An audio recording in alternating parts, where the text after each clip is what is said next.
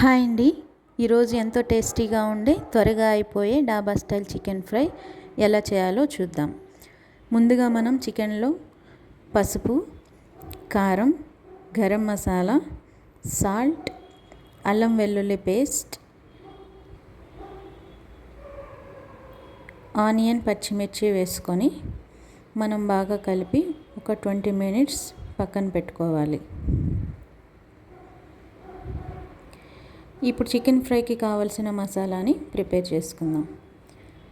సోంపు, చెక్క, లవంగ, బిర్యానీ ఆకు, యాలకులు, మిరియాలు, ఎండుమిర్చి, బ్లాక్ స్టోన్ ఫ్లవర్ కొద్దిగా వేసుకొని మనం పౌడర్ చేసి పక్కన పెట్టుకుందాం.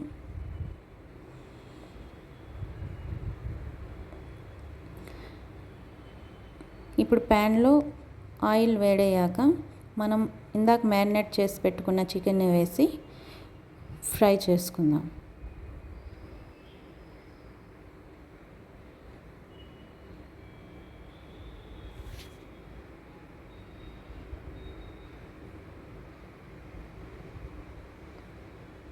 టెన్ మినిట్స్ ఫ్రై చేసుకున్నాక మనకి ఇలా వాటర్ బయటకు వస్తాయి.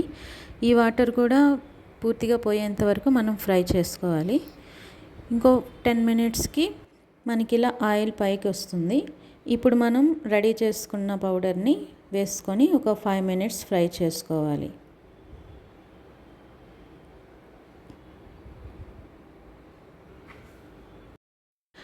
మసాలా అంతా పీసెస్కి బాగా పట్టాలి కాబట్టి కాసేపు మూత పెడతాం. ఇప్పుడు మనం కరివేపాకు వేసుకొని కాసేపు ఫ్రై చేసుకుందాం. ఈ కరివేపాకు మంచి టేస్ట్ని ఇస్తుంది. ఎప్పుడైనా సరే కర్రీస్కి లాస్ట్లోనే వేసుకుంటే చాలా బాగుంటుంది. అంతే అండి, ఎంతో టేస్టీగా ఉండే డాబా స్టైల్ చికెన్ ఫ్రై రెడీ. కొత్తిమీర వేసుకొని సర్వ్ చేసుకోవడం. ఇది వేడి వేడి రైస్లో, పుల్కాల్లో చాలా బాగుంటుంది. ఒకసారి ఇలా ట్రై చేసి చూడండి.